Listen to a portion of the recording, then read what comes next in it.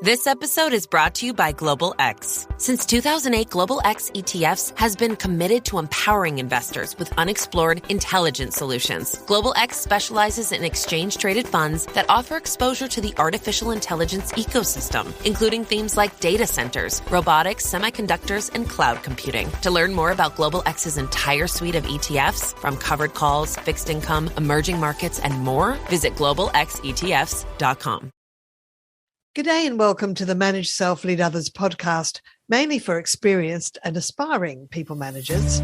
I'm your host, Nina Sunday, and I want to thank C-Suite Radio and C-Suite TV for their support and sponsorship. I truly appreciate you. And this is the show to help you explore ways to become the best version of yourself at work as a manager. Each episode, you'll hear from some of the brightest business minds on the planet who share your passion to elevate and transform team culture. They share insights in self-leadership and leading others, and together we can make workplace culture better. Are you ready? Because it's time to manage self, lead others.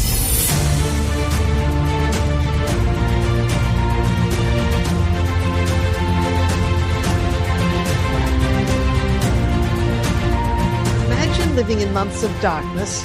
The temperature hovers around minus 35 degrees and you're stuck inside with no way in and no way out.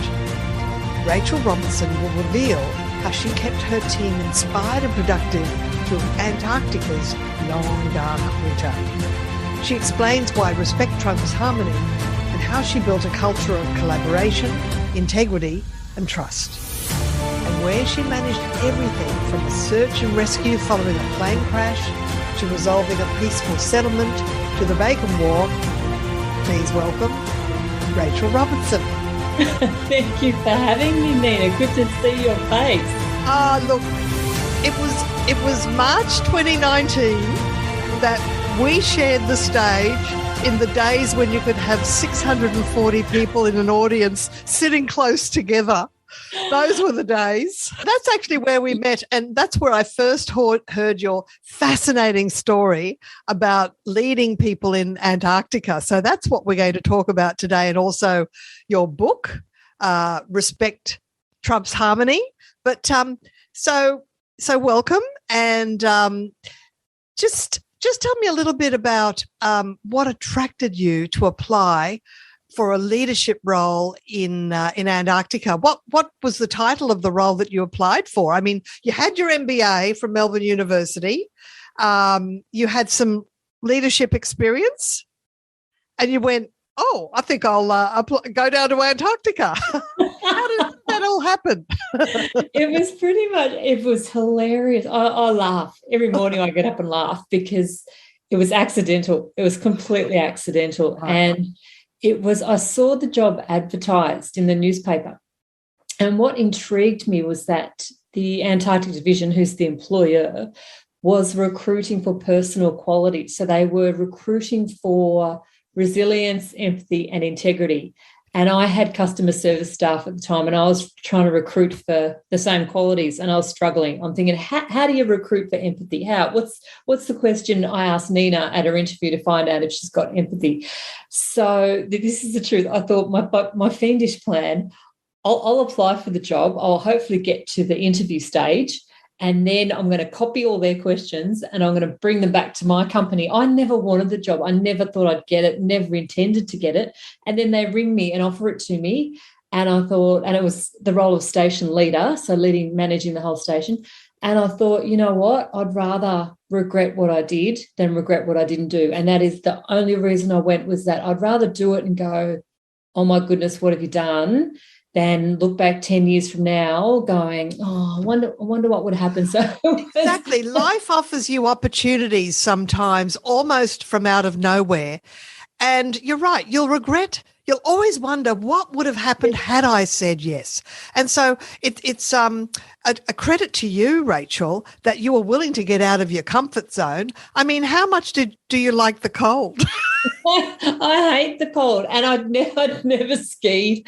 I'd been to the snow once, and it's really funny because I work with at conferences, I work with a lot of Olympians, and people assume that I'm like the Olympians, and they think, oh, you must have been training since you were 5 years old and had all these injuries, and it was all about this persistence to get to this Antarctic expedition. And I'm like becoming no. an astronaut or something. Yeah, exactly. And I'm like, no, I was 35 years old, and I just saw the job in the newspaper, and I had a crack at it. But as you said, I mean, not just fortune favours the brave, but if you look for opportunities, they're there. And I really, truly think I'd rather have a go at something and fail than not have a go at it and regret, looking back and going. And I say this a lot to emerging leaders who haven't much confidence in themselves, have a go at it. It's better to have a go and fail and find something else rather than not go at it. And then, you just keep wondering, man. And you may surprise yourself at what resilience comes out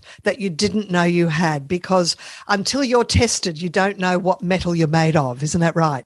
That's absolutely spot on. And what the other thing I didn't really appreciate at the time was that leadership skills are transferable. So even though I knew nothing about Antarctic science, I didn't even know there was a science called glaciology, and suddenly I'm managing glaciologists.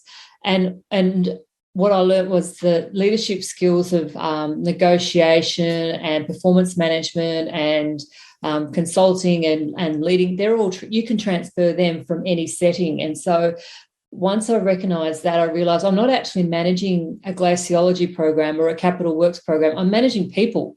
And if you're managing people, that's the same leadership role. You can take those skills to any setting as long as you've got those skills in the first place. And that's why the Antarctic Division do it. So they recruit specifically for leadership experience and then teach you. I had to learn the Antarctic Treaty, and I had to learn environmental policy and waste management. But you can learn that from a textbook. But the leadership stuff only comes with experience. You learn from experience. So they recruit for leaders with deep experience, and then they'll teach you everything you need to know about Antarctica, thankfully. Well, I've got lots of juicy questions to ask you about leadership, but first, I'm really curious about the environment in Antarctica. How cold does it get?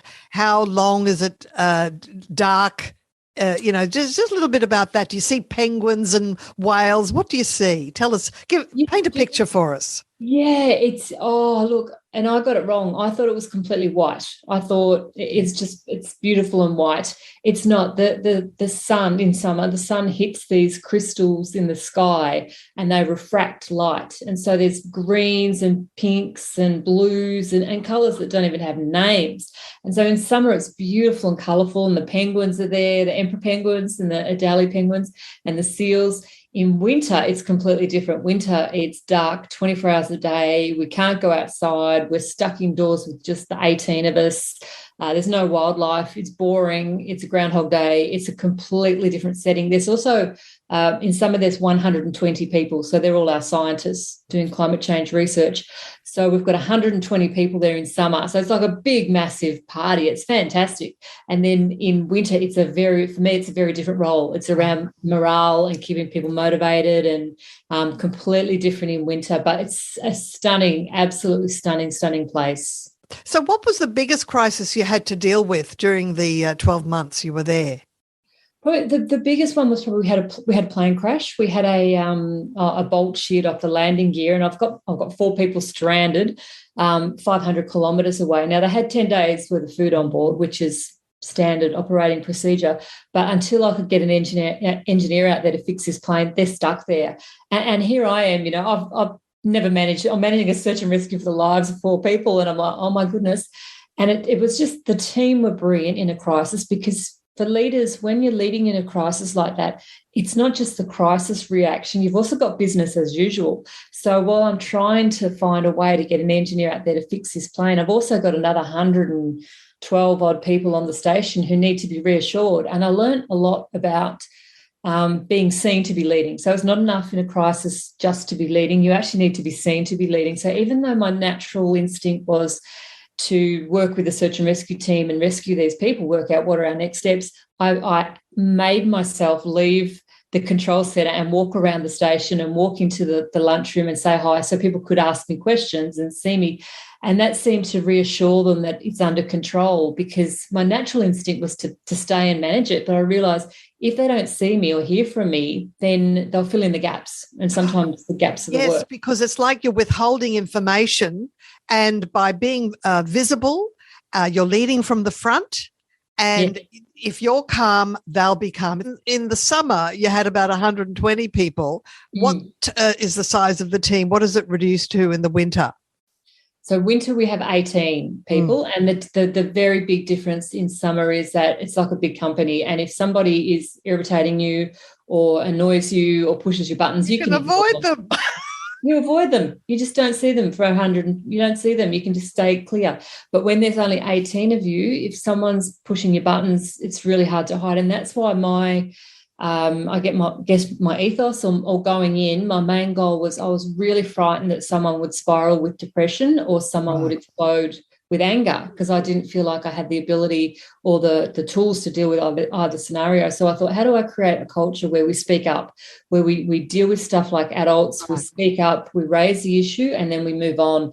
And so everything I did with this team was designed around creating this open environment where we would speak up and we'd deal with things. And they were such a different team that the diversity was extraordinary, and not just across gender and age, but the biggest challenge in diversity was actually thinking preferences. So it was my electrical engineer from Germany who was right into the detail of everything, as engineers are, and Germany's quite a precise culture, so he was very precise. And he's with my plumber from Mudgee, who's into approximates and guesstimates, and he makes up stuff for a joke, and they really clashed at the start. And my job was to actually to show them that that's the way their brains operate. They're not trying to irritate you. It's just that they're a different thinking preference and different style. It's classic Myers-Briggs or classic Herrmann brain dominance, all that stuff that we've learned. But these people had never learned, because most of them were tradespeople and haven't done any that kind of training. So my job was to sort of take off the table this mateship, which was really challenging because Australia has this culture of mateship. And I sort of took it off the table and said, you can be mates, that's awesome, but I don't expect it. If I don't expect you to love each other, I don't even expect you'll all like each other. I do expect you'll treat each other with respect. And that's why it became the number one thing. Respect was absolutely everything to us, everything. And so that's why the title of your book is Respect Trumps Harmony. So tell us about, is there such a thing as artificial harmony? That's something that Patrick Lencioni wrote about in his book, The 7 Dysfunctions of a Team. And he sort of goes on to talk about, not having fear of conflict. So you don't hold back your opinion just because you're a mate or you're a friend and you don't want to disagree with somebody. Maybe you have to disagree, but you can do it with respect. So tell us how you managed that. Yeah, that's spot on. It's exactly what it was, because I worry, you want harmony in your team, obviously. You want people to get along, but when the two come together, respect has to trump it, because what happens if you have that forced harmony, the artificial harmony that you mentioned, is that things like bullying and harassment still go on. They just go underground.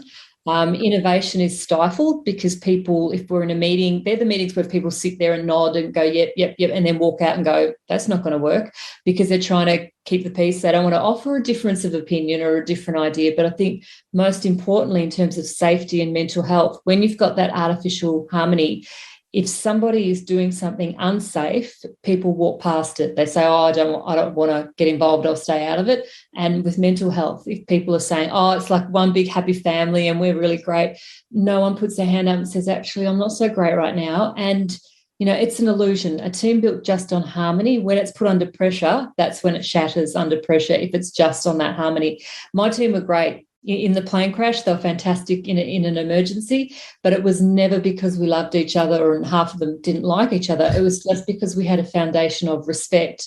And it was really, for me as a leader, it was a big learning, because I'd spent so many years trying to get different parties to consensus, to reach that consensus or to reconcile or to come to some agreement. And I realised there are some situations where you don't need to. You just say respect trumps harmony. You don't have to agree with that person, just respect it. The classic case for us was there were a group there who were there working there for the money because it's a very well-paid job.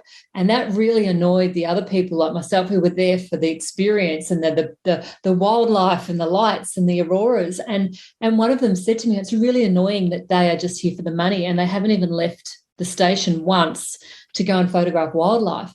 And I said, you don't have to agree with that. Just respect it. Respect that that's their reason for being here. That's okay. Respect trumps harmony. And I think now of how many times I tried to reconcile differences when I could have just said, you don't have to agree with that person. Just respect them. Respect that that's the way they are. Oh, goodness. Absolutely. And so when you've got diverse people working towards a common goal, then they can, in fact, realise that respect is more important than harmony. You can agree to disagree. Yes. So how did you actually get them to align to a common goal? Oh, look, I would love to stand here, Nina, and say this was a brilliant strategic move. It wasn't. I did this because I started to hear this sort of murmuring around what do those plumbers do? Because the plumbers desalinate the water in summer, and that's our drinking supply, but there's no water in winter because it never rains. So I started to hear this, well, what do those plumbers do all day if they're not making water? So I thought, all right, well, let's ask them. So we spent an hour with them and we said, look, tell us what you do in a day, an average day, what does the plumber do? And we had a social element. I think they had a spit roast. And then I started to do with each team. So we went with the doctor, the Bureau of Meteorology. I had a day, and we just went through a day in the life. And it really was to break up the boredom of 24 hours of darkness. I realised something significant was happening. I didn't realise it at the time. I sort of wrote in a journal and I reflected on my journal, and I realised what was happening was that question of what do they do all day was asked and answered. And so while we knew each other's title and we knew each other's role, this actually meant we knew the task. We knew the exact task that this person contributed to the overall expedition. And it was absolutely, my team, I can hand on heart, they could tell you with great confidence what every other member of the team contributed by task, not just title or role. And I've since read some research on it, which shows that it's the number 2 motivator for Australians at work. We want people to know what we contribute and we want that respected. I think salary is number 8. So it's a really strong motivator for people that they want to feel valued at work. And that's what it was. But it was never a brilliant me sitting there strategically. It was like, how do I break up the boredom?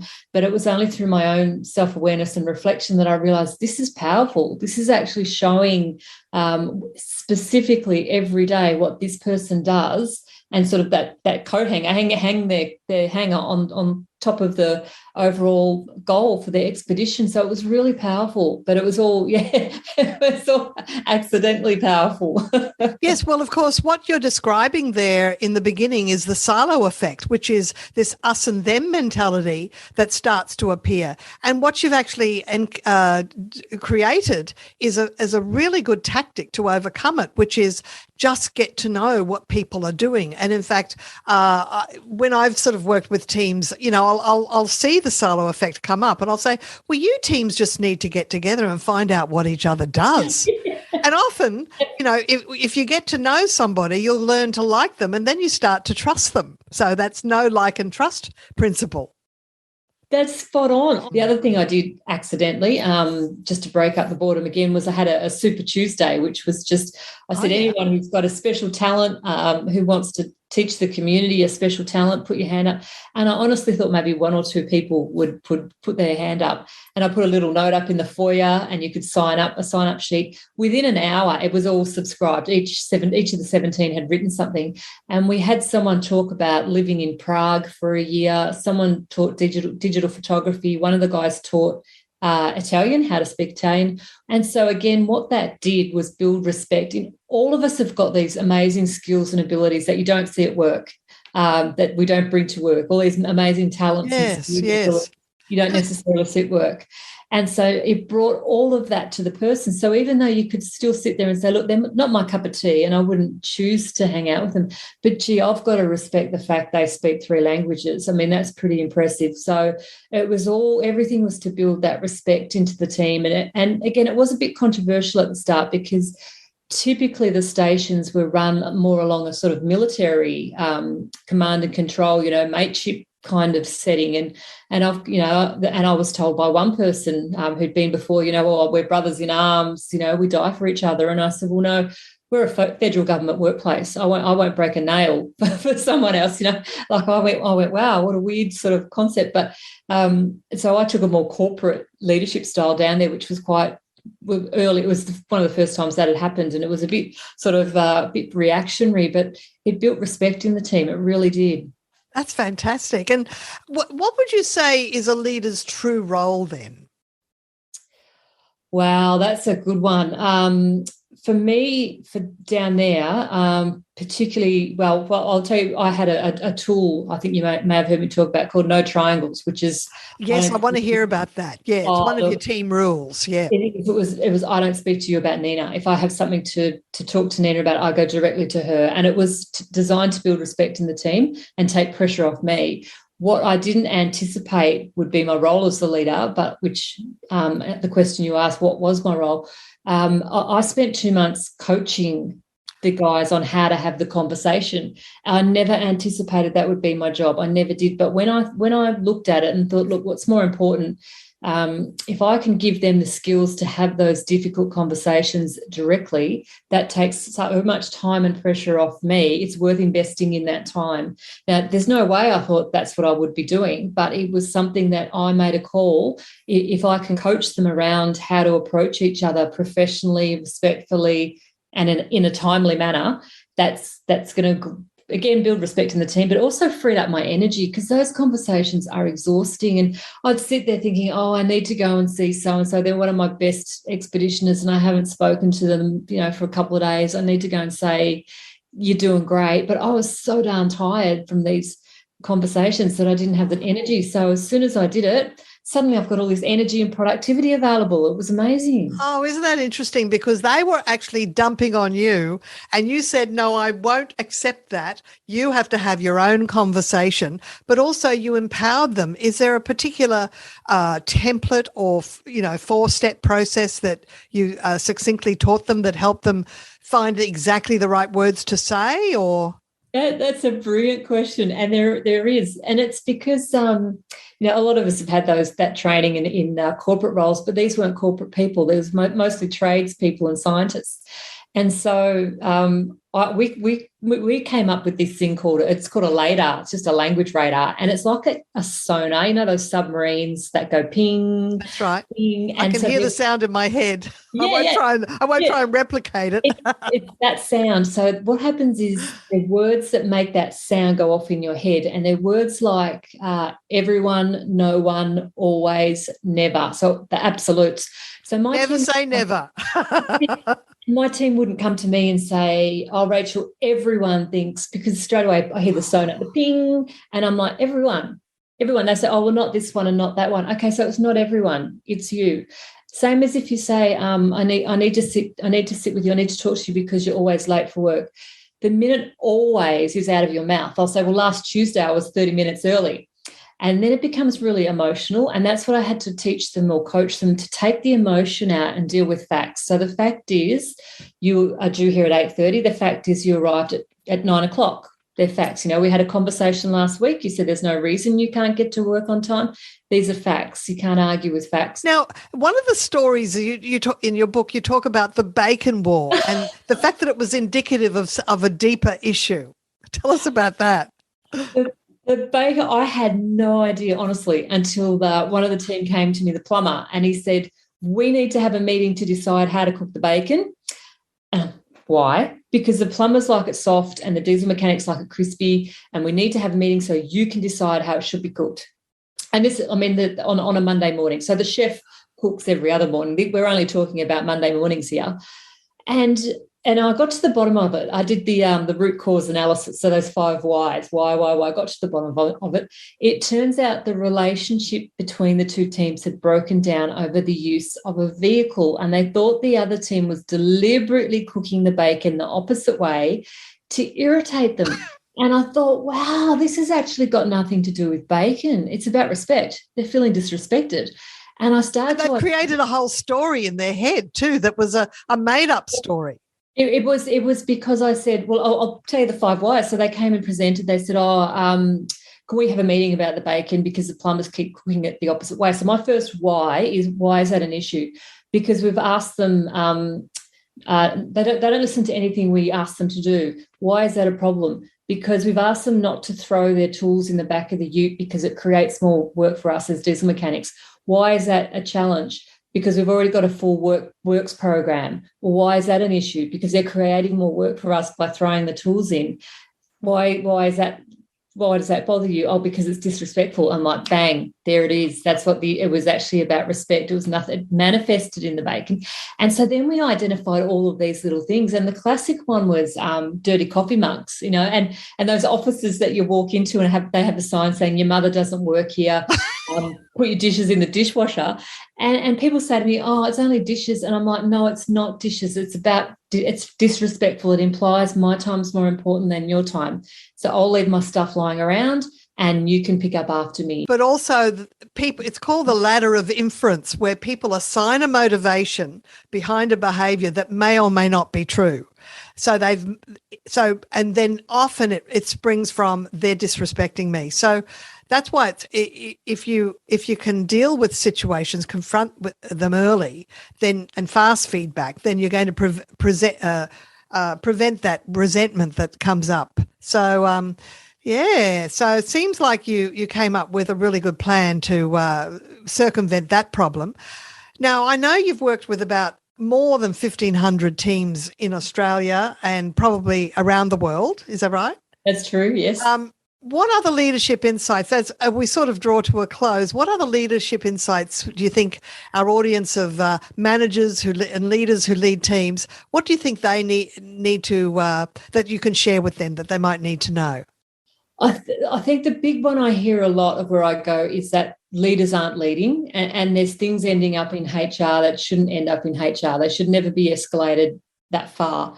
And I think what we need to be saying, coaching our leaders, is to have that ability to manage issues at the source and don't let them escalate. I hear it everywhere. I'll say, how's the team going? And they'll say, well, you know, the leaders aren't doing the leadership stuff. They're doing strategy, but they're not. It's the people side of it that they're just ignoring. And it's because we don't like conflict in Australia. But once the whole team commits to it, I mean, well, that's a big statement. A lot of people don't like conflict. A lot of people don't like those no triangle conversations. But for me, once I got my team, I actually physically got the team to put the hand in the air and commit to no triangles. So what you do then is you hold them accountable. You say, I saw you commit to no triangles, so why are you talking to me about it?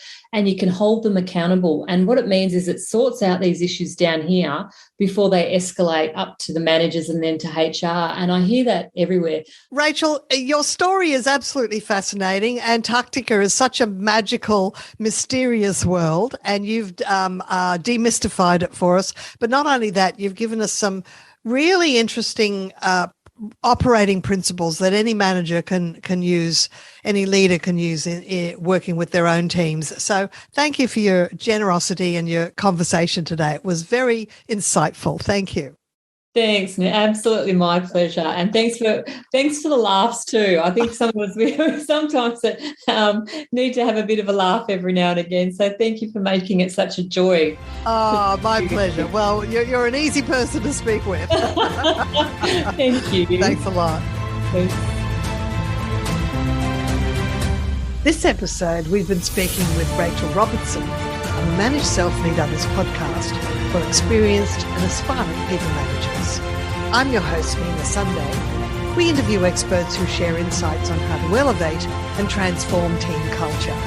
If you like this podcast, invite a high-potential team member who may one day be promoted to a leadership role. Invite them to listen. By becoming a regular listener, they'll build their capability as a leader. Connect with me on LinkedIn, Instagram and Twitter at Nina Sunday. Tell me you enjoy the show. Thank you for listening. Until next time, ciao for now.